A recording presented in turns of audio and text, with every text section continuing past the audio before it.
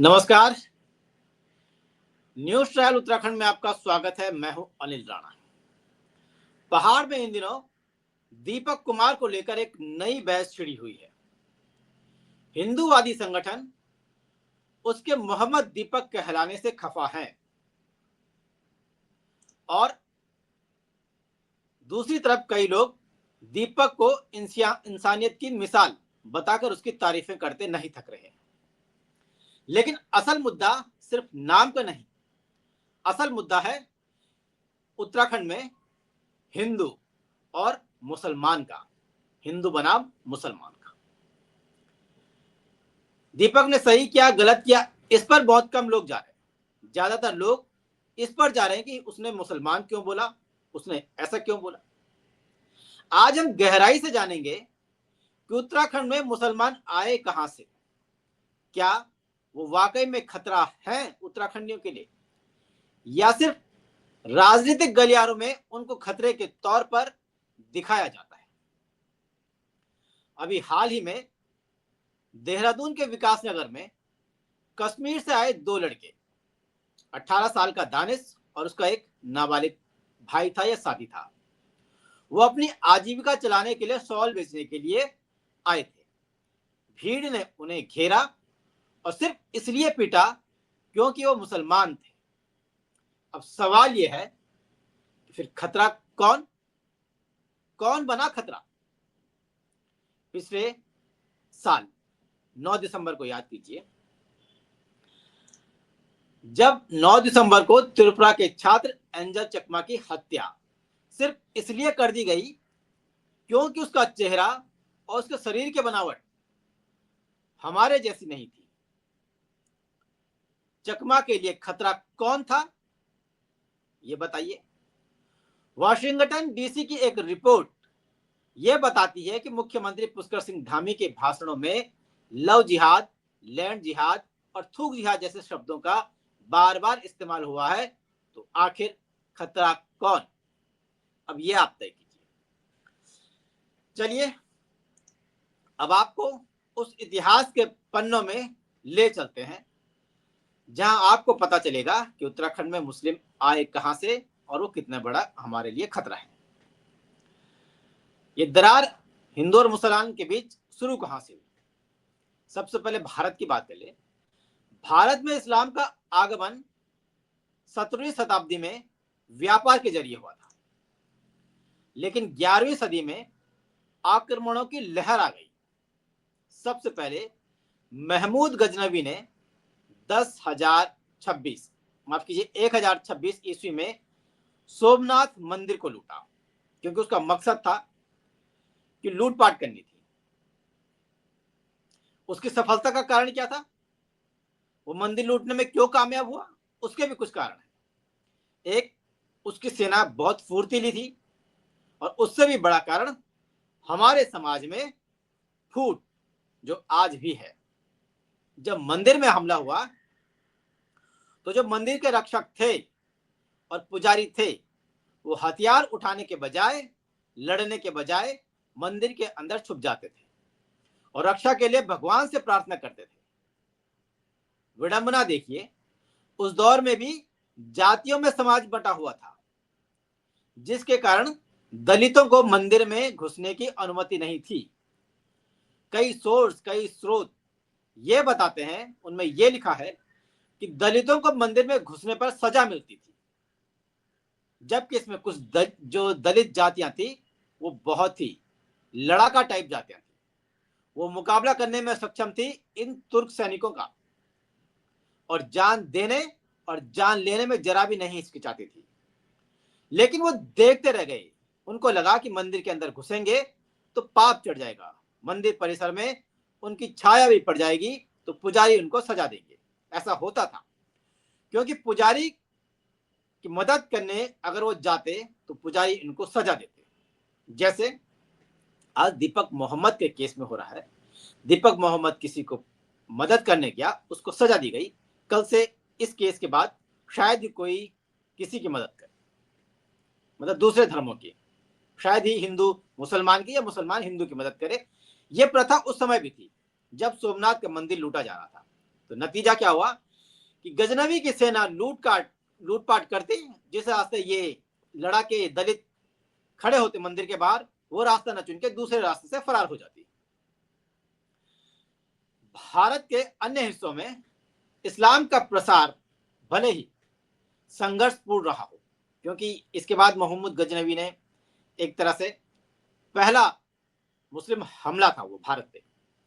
इसके बाद भारत में इस्लाम को तलवार की नोक पर हिंदुओं को धर्मांतरण कराया गया। लेकिन उत्तराखंड की कहानी अलग है। यह तलवार की नोक पर धर्मांतरण नहीं, बल्कि राजाओं ने खुद मुसलमानों को बुलाया, यहां बसाया, क्योंकि राजाओं को मुसलमानों को उन कार्यों के लिए बसाना था जो पहाड़ के लोग, स्थानीय लोग नहीं करते थे। एक वक्त जब उत्तराखंडी मुसलमान अल्लाह के साथ साथ स्थानीय देवी देवताओं को भी पूजते थे। हिंदू और मुस्लिम शादियां सर्व सहमति से होती थी, सबकी रजामंदी से। पहाड़ ने न केवल मुस्लिमों को अपनाया, बल्कि उनकी सांस्कृतिक मान्यताओं को भी स्वीकार किया। आज भी पहाड़ में मुस्लिमों का जागर हिंदू गाते हैं। खैर, इस पर बाद में आएंगे। अब आते हैं उत्तराखंड में मुसलमानों की एंट्री कैसे हुई।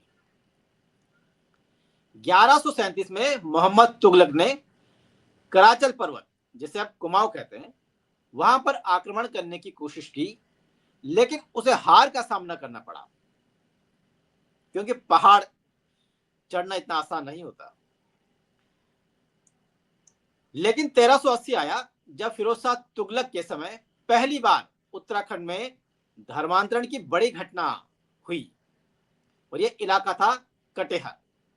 कटेहर मतलब जिसमें आज के समय में जो यूपी का है, उत्तराखंड के बगल में लगे हुए हैं, बरेली, बदायूं, बिजनौर, मुरादाबाद, पीलीभीत, शाहजहांपुर जैसे जिले इस कटेहर इलाके में थे। जहां बदायूं के जागीरदार थे सैयद मोहम्मद और कटेहर के गणपति खड़क सिंह, दोनों अपने अपने इलाके के लिए लड़ते थे। तो एक दिन गणपति ने, जो खड़क सिंह थे यानी खड़गू, उन्होंने सैयद मोहम्मद और उसके भाई सैयद अलाउद्दीन को अपने घर पर बुलाया कि आओ, आज रात का खाना तुम्हारा हमारे साथ है। वो आए, लेकिन खड़गू सिंह ने धोखे से उनकी हत्या कर दी, जिसके बाद फिरोज शाह तुगलक तिलमिला गया और फिर उसने जो हमला किया वो कत्लेआम मचाया। उसने रोंगटे खड़े कर दिए, हिंदुओं के ही नहीं, मुसलमानों के भी। कटेहर के राजा खड़क सिंह इस हमले के बाद कुमाऊं की तरफ भाग गए और तुगलक की सेना ने उनका पीछा करते हुए कुमाऊं की तरफ पहुंच गई और यहां भी कत्लेआम मचाया और पहली बार 23,000 से ज्यादा लोगों का यहां पर धर्मांतरण किया गया। यह है पहली धर्मांतरण की कहानी उत्तराखंड में। और ये थी उत्तराखंड में धर्मांतरण की वो पहली घटना, जिसके बाद हिंदुओं और मुसलमानों के बीच एक तरह से मनमुटाव हुआ। इसके बाद जो फिरोज शाह तुगलक था, वो भले ही वापस लौट गया, लेकिन उसने अपना एक अफगान सिपह सालार, उसको संभल का सूबेदार नियुक्त कर दिया। और इसके बाद इस अफगान ने हिंदुओं पर काफी अत्याचार किया, जिसके बाद भाबर के जो राजा थे ज्ञानचंद, वो इस अत्याचार से इतने परेशान हो गए कि इसकी शिकायत लेकर 1410 से 1413 के आसपास की घटना है, वो फिरोज शाह तुगलक से मिलने के लिए दिल्ली पहुंच गए।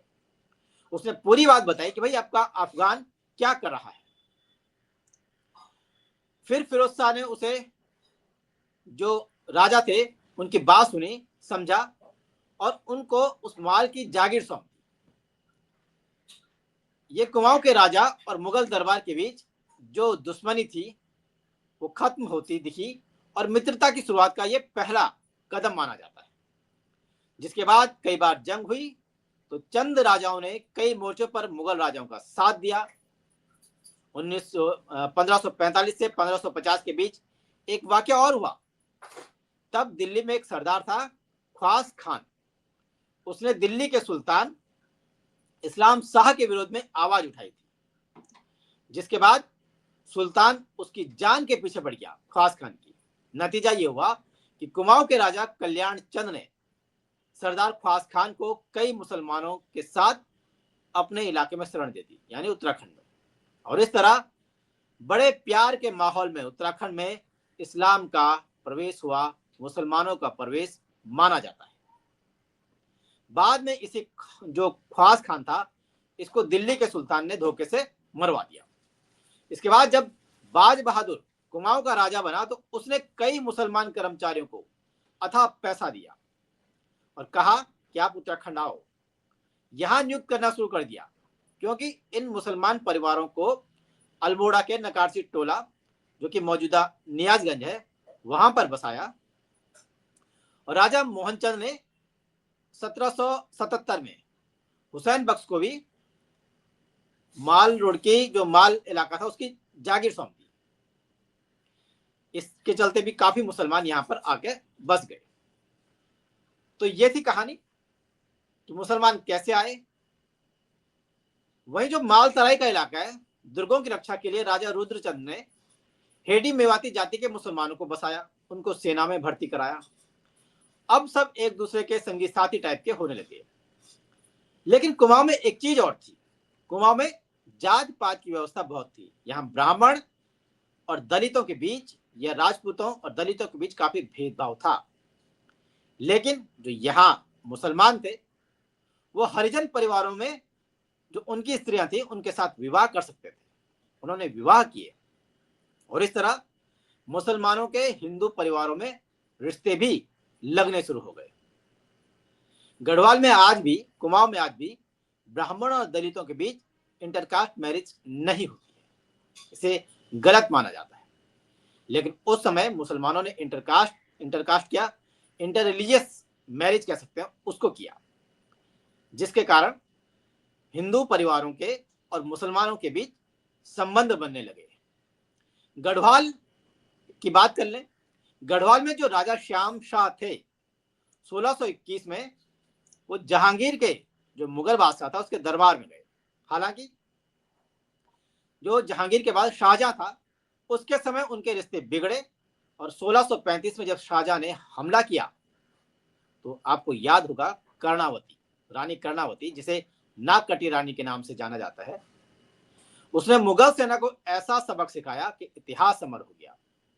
कैसे रानी ने हजारों सैनिकों की नाक काटी, इस पर हमारा एक वीडियो है जिसे आप देख सकते हैं, जिसे हम ऊपर आई बटन में भी डाल देते हैं और नीचे जो डिस्क्रिप्शन बॉक्स है उसमें भी उसका लिंक डाल देते हैं, ताकि आपको पता चल सके कि कैसे नाक कटी रानी दुर्गा जो कर्णावती ने इतने सारे मुसलमानों की नाक काटी, मुस्लिम सैनिकों की नाक काटी और उन्हें भगा दिया। खैर, बाद में 1654 के हमलों के बाद काफी धर्मांतरण भी हुए। पहाड़ की संस्कृति में कई जगह हिंदू और मुसलमान देवताओं की पूजा का भी जिक्र है। और कहते हैं जो मुसलमान भूत होते हैं, जिनको कहते हैं सैद, उनको नचाया जाता है और बकायदा इसके लिए सैद वाली का आयोजन किया जाता है ताकि ये सैद खुश हो और कृपा बरसाएं। सैद वाली के जो मंत्र हैं वो साबरी ग्रंथ के से लिए गए और फिर वीरमंदा यानी मोहम्मद का आह्वान किया जाता है। मंदा भूत प्रेत, छल छिद्र और अनिष्टकारी शक्तियों से रक्षा करते हैं, यह माना जाता है।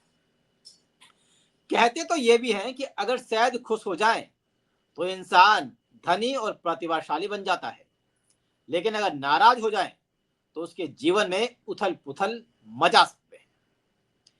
टीवी के भरपूर पट्टी में कई बार ये नज़ारे देखने को मिले हैं और आप तमाम वीडियो उनको देख सकते हैं।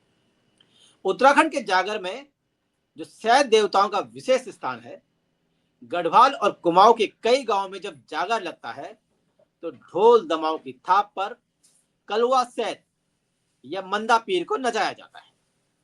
हिंदू डमरू और ढोल बजाते हैं और मंत्रों में बिस्मिल्लाह और सलाम जैसे शब्दों का इस्तेमाल कर पूरी श्रद्धा के साथ वो ये सैद नचाते हैं। टिहरी और उत्तरकाशी के गांव में आज भी मुसलमानों के देवता को हिंदू पूजते हैं, जागर लगाते हैं। कलवा और मंदा पीर की कहानी हमने बताई, इनको पूजा जाता है ताकि वो बुरी शक्तियों से रक्षा कर सके।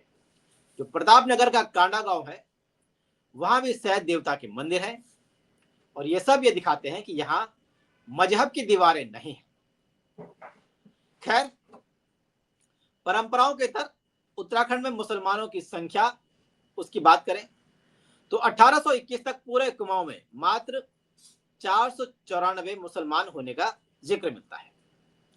अंग्रेजों के आने के बाद इनकी संख्या बढ़ी, क्योंकि अंग्रेजों को बावर्ची चाहिए थे, उनको कसाई भी चाहिए थे, धोबी चाहिए थे, जुलाहे चाहिए थे। तो इसलिए उन्होंने इन मुसलमानों को बुलाया, क्योंकि एक लोग ये काम करते थे। 1829 में अल्मोड़ा में पहली बार मस्जिद बनी उत्तराखंड में। तब भी भारी विरोध हुआ मस्जिद बनने का, लेकिन कमिश्नर ट्रेल ने हिंदुओं को समझा बुझाकर और उनके जो विरोध थे उनको खारिज कर इस मस्जिद को बनने दिया। इसके बाद 1850 में नैनीताल, 1860 में रामनगर और हल्द्वानी में 1890 में हल्द्वानी के काठगोदाम में मस्जिद निर्माण हुआ। और टिहरी रियासत में 20वीं शताब्दी से पहले मदरसे का भी निर्माण किया गया था। और देहरादून में 1827 तक किसी भी मस्जिद के होने का प्रमाण नहीं मिलता है। तो मंदिर, मस्जिद, इन पर विवाद लगातार चल रहा है। खासकर उत्तराखंड में मजारों को लेकर खूब विवाद चल रहा है, मस्जिदों को लेकर। तो ये कहानी थी कि कैसे कैसे मुस्लिमों की भारत में एंट्री हुई, कैसे उत्तराखंड में एंट्री हुई और कैसे इनके संबंध बने और अब कैसे बिगड़ रहे हैं। अब इसलिए कि पिछले 10-12 सालों से उत्तराखंड में हिंदू मुसलमान और मुसलमान हिंदू से डर रहा है। उनके दिमाग में यह है कि भविष्य में यह हो जाएगा, हिंदू मुसलमानों को मार देंगे, मुसलमान जब इनकी आबादी बढ़ जाएगी तो हिंदुओं को खत्म कर देंगे। और इन सब के बीच कोटद्वार के दीपक ने यह बताने की कोशिश की है कि हिंदू और मुसलमान बाद में है, पहले इंसान होना है।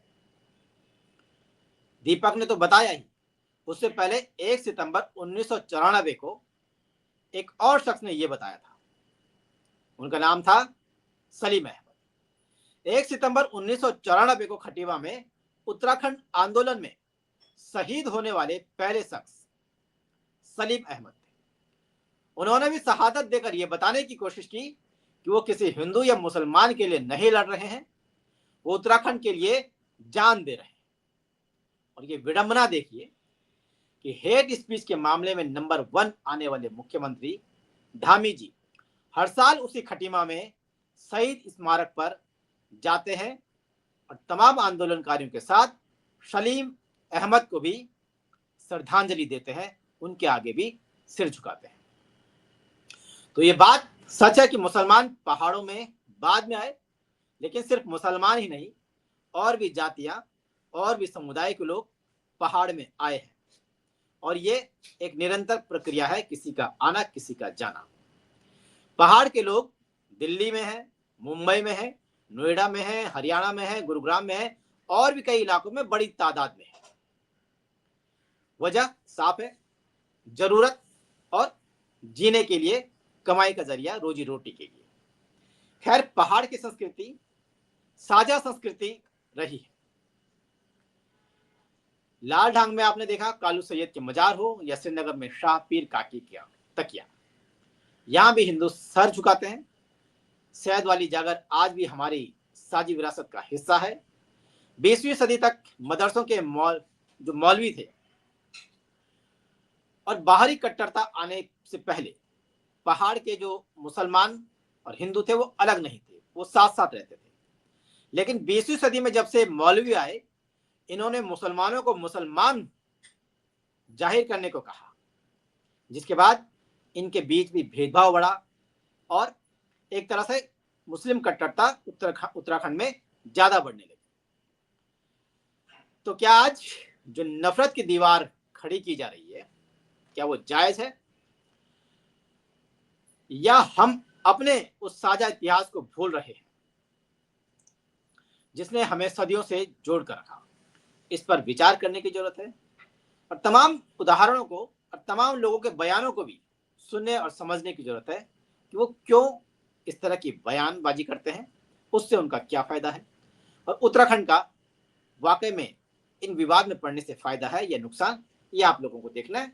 इस वीडियो में हमने आपको बताया कि कैसे मुस्लिमों का उत्तराखंड में आना हुआ, कैसे यहाँ धर्मांतरण हुए, कैसे उनके हमारे साथ रिश्ते थे, कैसे रिश्ते बने, कैसे रिश्ते बिगड़े, आगे किस राह में उत्तराखंड में हिंदू और मुसलमानों का ये संबंध है आगे बढ़ता है, इस पर विचार कीजिए।